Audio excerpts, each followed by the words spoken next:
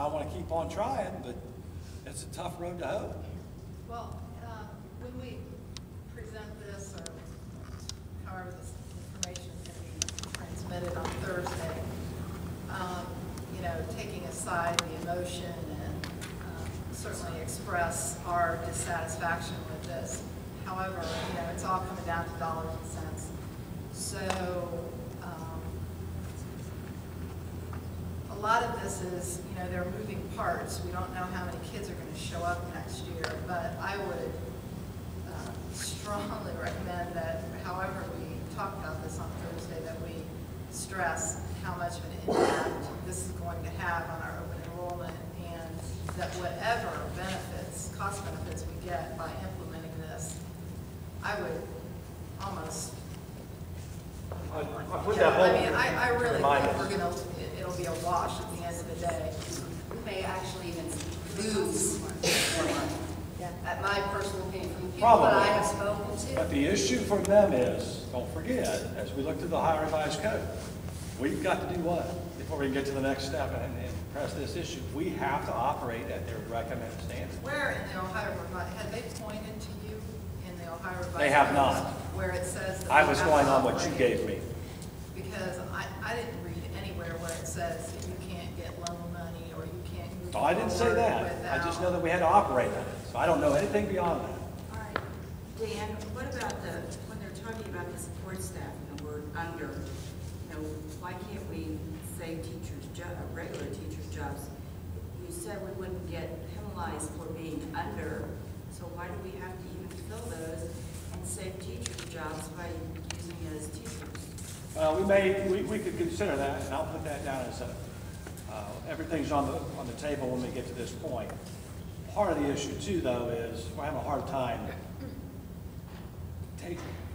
getting things ready. I mean, it's just like we talked about, like on snow diving, cleaning and snow diving, having it prepped. I mean, we're so thin. I mean, these guys have done a tremendous job. I mean, they're doing the extras, they're going the extra, but every other day cleaning is just not acceptable. We might be able to get that back in all of our buildings, everyday cleaning. But you're exactly right. If it says certified, maybe we look at something like that and not fill it. There is like a secretarial position right now through a retirement. We got to look at our retirements as certified, as a classified, before we even make those decisions, see how this thing. What we need from our board are suggestions such as that, and Thursday to say, yeah, that's a plan that's going to work. These will answer all my questions, and then we'll go through the processes and start making and identifying the staff that are going to be affected. Because if we're going to start eliminating jobs, which is by far the hardest thing that I'll ever do, we need to start doing that by January 4th when we get back. That's our target goal. And I told the staff, every staff I've talked to, that may back up to the 11th too, but we're going to target the 4th. And I said, give me maybe, some play here. And I think the certified staff is okay with that. And we'll make sure that we talk with every staff member and do this professionally. So we don't agree with any of this, and especially the 15.1 more teachers. What happens if we don't do it? Well, that question was brought up from your board president, Mrs. Dunbar, real early on in the process, and I think we had some conversation or some email back and forth. And, if we don't have some input on it, they will. And, Mark can tell you, to a T on the board, there's varying degrees of what they know about our district. So, we're going to be operating next year. I know. They're not going to shut us down next year. So we've got 4,000 kids, maybe we got 3,800 kids. I think it's important that we have as much input academically as we can. I mean, that's why. I mean, we've talked about this before. We sat around and, said, so what? Not to mention that they could fire the superintendent, and I didn't care about that. Well, if you're doing your job, I know, just kidding. you. See, what I'm trying to get at is, as a board, if we do not agree to this, and we do not recommend it, I'm okay letting the commission recommend it to these people. I'm not okay with that, only because I'm tired of taking the they don't know our district. So That's the only I reason. agree to a point. I mean, we are too, well, Yeah, because I think it's a really good point, and I'll do whatever you tell me to do, because you're the boss, right? 5 bosses. But I'm going to make sure it's very clear that our board does not support this. That we need to make sure it's getting in these papers. We did it the best. $7,558 per pupil expenditure. You can't do it any cheaper. The only reason I say that's because it's a tough 100 square miles of transport. It costs a little bit. We're doing it the very best under our leadership, your leadership of this board, and got an excellent rating and 2 buildings that were excellent with distinction. We did a great job. We weren't doing anything wrong. The problem comes down to that it's a funding issue. It's a system that is broken so badly that, you know, you've got that over-reliance on property tax, and you take it to a vote, and we can't get over the hump. That's the issue. We didn't do anything wrong. well, In fact, we got the that's best of the the best. frustration I think we see here. And I, like I said, I think this administration and these teachers have done a phenomenal job with what they've had to work with. I mean, hats off to every single one of you. I cannot commend you any more than it's amazing. The frustration I have is, I know what we've asked of them already, and to ask even more is ludicrous. Yeah. To me, it's ludicrous. I just don't, I don't know. Well, I totally concur with the situation. But that is what we're going to be proposing Thursday night.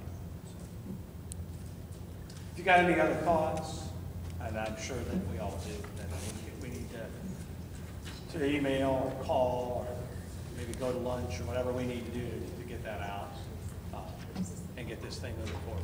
I would Okay. say one last comment, Mr. Bennett, and I think words are very important. And a couple of words that I think are important here, and I know that some of the people in the state encouraged you to use state standards rather than state minimums. But actually, in the Ohio Revised Code, they combine those 2 words, and they use state minimum standards. And I think it's important that we continue to use the word minimum, which you have, but because that's what it is. And making it sound like it's better than it is, you know, we have to do what they tell us to do, but they can't take the words from our mouths, and minimum is appropriate. And the second word that kind of bothers me is proposal, because it kind of infers that we're suggesting this as a possible solution. And since everybody here agrees that this is not a good solution, I would just like to think of another word for proposal. So I will volunteer to work on that word. I will strike proposal tonight. Now, the bottom line is that you make a very good point. We were projected to go to requiring 25 credits in class of 2014. We were offering a menu of rigorous offerings that were getting our kids ready and prepared as they went out for post-secondary educational options. In other words, as you can see where we were heading, our kids were going to be ready. They were going to have that 28 ACT that it requires to get into Ohio State. They are prepared. And you could see it happening. You know, we had kids in the Ivy League, 2 of them the last 2 years. We were very proud of that. Now, that's the disappointing piece. And we were doing it all for the cheapest price. That's what's unbelievable. And you got people looking at us like, well, why is your community not supporting you? They're asking me that question. They're asking me that question. I didn't say that, Rich. I didn't say that, Mike. Do we look at things like that? Yes, we do.